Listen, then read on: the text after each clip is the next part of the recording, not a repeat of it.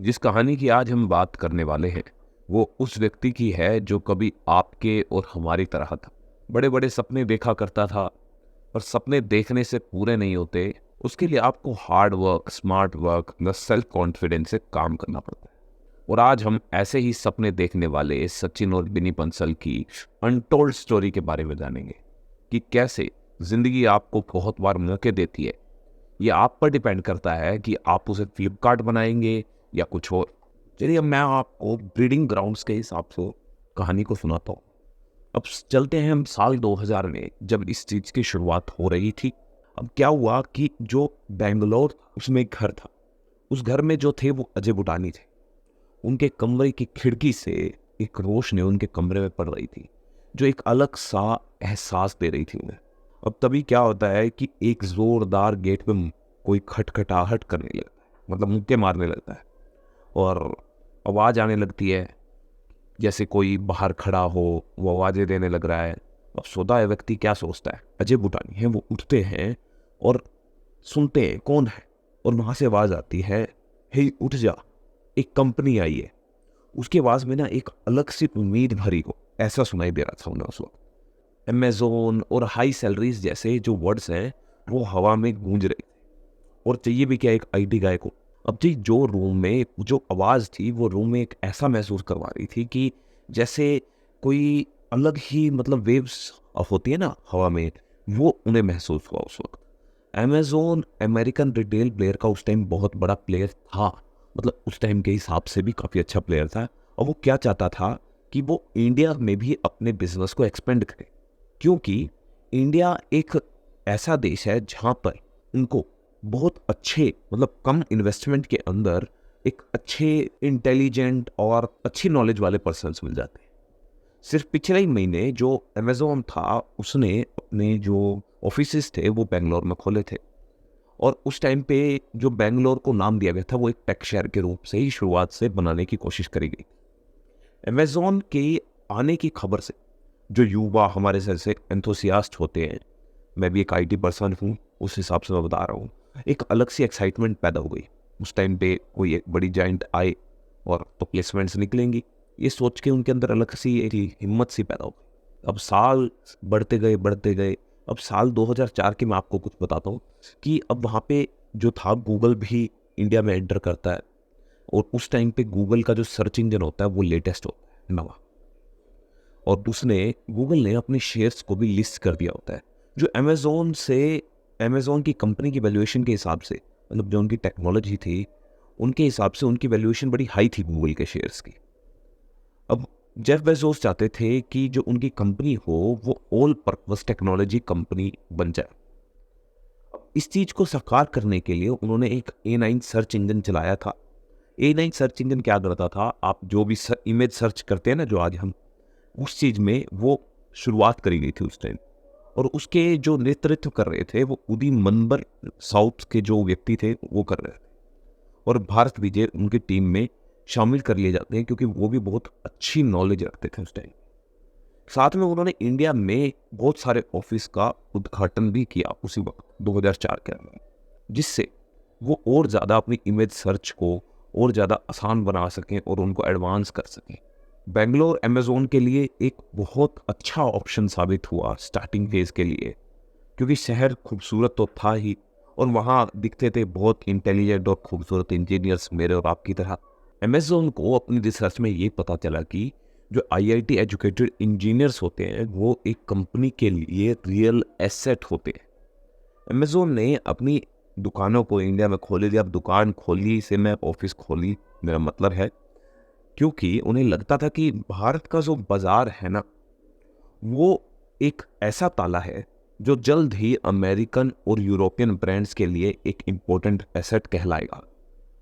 2004 में भारत ने अपनी पॉलिसीज में बहुत सारे बदलाव करे जिससे इकोनॉमी को बूस्ट मिल सके। हमारे भारतीय लोगों ने पहली बार साबुन और बिस्किट जैसी चीज़ों को ऑनलाइन खरीदा, टेलीकॉम कनेक्शंस लगवाए, कंट्री लीकर मतलब कि अपने देश की देसी दारू से कन्वर्ट होकर विस्की बदली वहाँ पे पीनी शुरू करी, और स्कूटर्स कार्स जैसी चीज़ों को ऑनलाइन खरीदने की शुरुआत करी। अब 2000 सन के बाद, क्योंकि उस टाइम पे .com क्रैश आया था, उसकी वजह से जो आईटी सर्विसेज थी, आईटी सेक्टर था, उसने अपनी पूरी चमक खो दी थी। कोई भी, किसी को भी यकीन नहीं था कि आगे चल के आईटी सर्विसेज सही से काम करेंगी या नहीं करेंगी। लेकिन सेल्स कंपनीज की बिक्री कॉन्टिन्यूसली इंक्रीज हो रही थी। अब अमेज़ोन ने बहुत सारे लोगों को हायर करा, 100 200 से ज़्यादा लोगों को हायर करा अपनी कंपनी के लिए, जिसके अंदर सचिन, बिनी और अजय बंसल तीनों थे। अब भारत के इंटरनेट इकोसिस्टम को बढ़ाने के अंदर हमारे जो अमेज़ोन, गूगल, इनका बहुत बड़ा हाथ है। अब हम ये बताते हैं कि बेंगलोर को टेक शहर का रूप क्यों दिया गया, नाम क्यों दिया गया, इसके बारे में थोड़ा सा मैं आपको पीछे लेके चलता हूँ। मैं आपको 1947 से बताता हूँ कि बेंगलोर को ऐसा क्यों बनाया गया। जो हमारे नेहरू जी थे, प्रधानमंत्री जी थे जो पहले, उन्होंने भविष्य के शहर के रूप में इसको वर्णित किया। इनको बोला था कि इसको आगे जाके एक भविष्य का शहर बने। बेंगलोर देश का टेक सेंटर बन गया। उद्योगपति, जो बड़े बड़े हमारे इन्वेस्टर्स थे, जो कि मैसूर में बैठे थे, वहाँ से बहुत सारा पैसा बेंगलोर में इन्वेस्ट होना शुरू हुआ। और 1985 में जाकर टेक्सास इंस्ट्रूमेंट जो एक कंपनी है, उसने अपना पहला ऑफिस बेंगलोर में खोला और जल्द ही देश के बेहतरीन इंजीनियर्स को हायर करना शुरू कर दिया। इन्फोसिस की सफलता देखने के बाद भारत में जो हमारे मिडिल जैसे पर्सन्स हैं, मिडिल क्लास से बिलोंग करते हैं, उन्होंने इस चीज़ को देखा कि एक आम आदमी भी इतनी बड़ी कंपनी को खड़ा कर सकता है। हमें सिर्फ और सिर्फ बिजनेस की समझ और मेहनत करनी आनी चाहिए। अब वापस अपने .com क्रैश की तरफ चलते हैं। अब क्या हुआ कि बहुत सारी कंपनीज ऐसी थी जैसे इन्फो एज और मेक माई ट्रिप, इनके ऑफिसेज जो थे वो दिल्ली में भी थे, और भी बहुत स्टेट्स में होंगे, पर दिल्ली में भी इनके ऑफिसेज थे। लेकिन इन कंपनीज की प्रॉब्लम ये थी कि ये अपना कोड 2000 सन से पहले अपना जो वेबसाइट का कोड होता है वो खुद नहीं लिख सकते थे। इनके लिए इनको किसी ना किसी अमेरिकन कंपनीज की जरूरत पड़ती थी। लेकिन अमेज़ॉन की इंडिया में एंट्री के बाद ये सब काफ़ी आसान होने लगा था। इससे जो हमारे एंटरप्रेन्योर्स थे उनको बहुत ज़्यादा इंस्पिरेशन मिली। अमेज़ॉन ने पहली बार पूरे बैच के लिए, जो मतलब हमारा पूरा बैच होता है आईटी का, उनके लिए एक बड़ा ऑफिस बनाया जिसके अंदर सब कुछ, सारी फैसिलिटीज़ जो एक इंसान, मतलब एक नॉर्मल हमारे जैसे किसी भी बंदे की जरूरत होती है, उसके अंदर सब कुछ। अमेज़ॉन को ये बात समझ में आ चुकी थी कि भाई जो आईटी सेक्टर है, ये सेक्टर कभी ऊपर जाएगा नीचे जाएगा, बट एक सेक्टर ऐसा है जिसके अंदर आपको कभी भी उतार चढ़ाव ज़्यादा देखने को नहीं मिलेंगे, इसमें ज़्यादातर डिमांड हाई रहती है, और वो था हमारा सर्विस सेक्टर। इंडिया में तैयारी शुरू करी फिर इसी चीज़ के लिए। बुक्स के सप्लायर से बात, डिस्ट्रीब्यूशन, लॉजिस्टिक कंपनी से डील और ऑपरेशन लॉन्च करने के लिए एक स्ट्रेटजी तैयार की।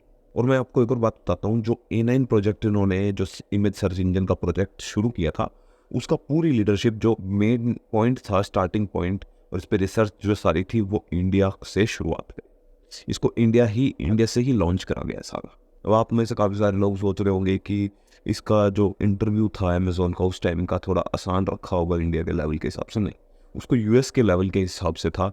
वो इलाइट प्लेयर्स को ही चूज़ करना चाहते थे जिससे उनकी कंपनी में जो क्वालिटी हो वो मेंटेन रहे। अमेज़ॉन ने कुछ महीनों में ही ना 86 इंजीनियर्स की टीम बनाई, जिनमें से जो थे वो सारे बिजनेस इंस्टीट्यूट से थे, कुछ रिसर्च इंस्टीट्यूट से थे, और बहुत से लोग और भी छोटे छोटे इंस्टीट्यूशन से भी लिए गए थे। ये सारे लोग जो थे वो फ्रेशर्स थे, और इनको सारों को चलकर एक ही स्टार्टअप पे काम करना था। गौरव सिंह कुशवाहा इनमें से एक थे जिन्होंने अमेज़ॉन को सबसे पहले छोड़ा और अपनी एक कंपनी स्टार्ट करी। आप में से बहुत सारे लोगों को ये नहीं पता होगा कि अमेज़ॉन ने अपना एक बहुत बड़ा रूल ब्रेक करा था, जिससे वो क्या करे कि अपने जो एम्प्लॉयज़ हैं और जो नए एम्प्लॉयज़ आ रहे हैं उनको अट्रैक्ट करने के लिए उसने एक लग्जरी ऑफिस बनाया था 2004 के अंदर, जो कि बेंगलोर रेस कोर्स के बिल्कुल ऊपर था, जिससे सारा बेंगलोर का रेस कोर्स दिखाई देता था। वो 3 मंजिला पूरी इमारत थी, जिससे एम्प्लॉयज़ जो हैं वो रेस पर बेट लगा सकते थे अपने फ्री टाइम के अंदर, और टाइम को अच्छी तरह मैनेज कर सकें, जिससे उनका मूड बना रहे और आराम से रिलैक्स कर सकें। ये जो ऑफिस था उनके लिए सबसे ज़्यादा लग्जरी प्लेस था उस टाइम, जिसमें बड़े डेस्क, रिलैक्सिंग चेयर्स, कंप्यूटर्स बहुत सारे, मतलब पावरफुल सिस्टम्स थे उनके अंदर, लॉन्च, सोफ़ा, शावर रूम्स भी थे। अमेज़न चाहता था कि जब भी एम्प्लॉयज़ वहाँ से छोड़ के निकले, उसको वो लग्ज़री जो फ़ील है, वो याद आए, जिसकी वजह से बहुत सारे एम्प्लॉयज़ थे, वो रह जाते थे, नहीं छोड़ते थे। ये फ़र्क पड़ता है माइंडसेट के ऊपर बहुत ज़्यादा। अब आपको वहाँ पे एक और छूट दी जाती थी, अगर आपको कोई चीज़ मतलब कोई काम में ऐसा लग रहा है कि ये इससे बेहतर हो सकता है, आप डायरेक्ट काउंटर कर सकते हैं उस बात को। एक अपना ऑप्शन रख सकते हैं, डायरेक्ट जाके अपने बात को एक्सप्लेन करके अच्छा ऑप्शन दे सकते थे।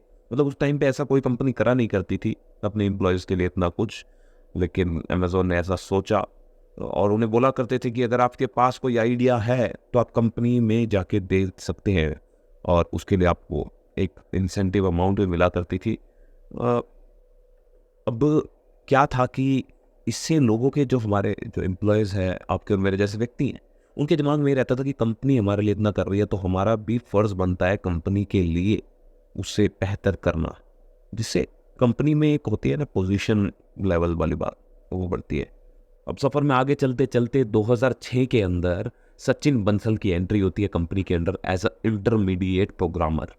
इनका काम क्या रहता था, प्रोडक्ट्स के जो लिस्टिंग रहा करती थी उनकी जांच पड़ताल थोड़ी बहुत करा करते थे और साथ ही इनकी जो भी वेबसाइट की प्रोग्रामिंग रहा करती थी वो सब इनको दिया गया था, जिससे बिजनेस में थोड़ी तेज़ी लाई जा सके।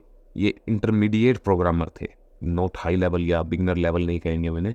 और इस कहानी में अब यहाँ पे इस जो चैप्टर है इसका अंत होता है और इस कहानी में भारत के इंटरनेट एंटरप्रेन्योरशिप के सफ़र को एक छोटी सी झलक दिखाई जाती है कि इस कहानी में कैसे अमेज़न की एंट्री हुई, उसने अपने एम्प्लॉयज़ के बारे में कैसे-कैसे सोचा। ऐसे आप भी अगर अपनी कंपनी स्टार्ट कर रहे हैं, तो आप भी ऐसा कुछ सोच सकते हैं और अपने एम्प्लॉयज़ के लिए कुछ अच्छा कर सकते हैं। लग्ज़री ऑफ़िस, रेस कोर्स के बाहर तो नहीं, थोड़ी अच्छी फैसिलिटीज़ देकर अपने एम्प्लॉयज़ के लिए कुछ अच्छा कर सकते हैं। और इस कहानी से हमें बहुत कुछ सीखने को मिलने वाला है और मुझे भी पढ़ के बहुत अच्छा लग रहा है इसके बारे में।